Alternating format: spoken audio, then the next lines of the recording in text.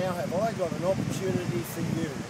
What I'm here to talk to you today is sand. Now, sand holds all the world's water back from the mainland. How powerful is that? But one grain of sand is insignificant, but a lot of grains of sand are very, very powerful, just like the Ray White Surface Paradise team work. So sand is used in the concrete constructions behind us.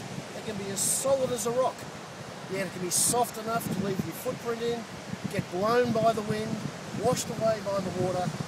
The trees and grasses grow in it, and sometimes babies are even produced in it. It's a foundation of glass, which is totally invisible. It forms islands, holds water, builds sandcastles, creates loving memories. It's a backdrop of fantastic photos and more.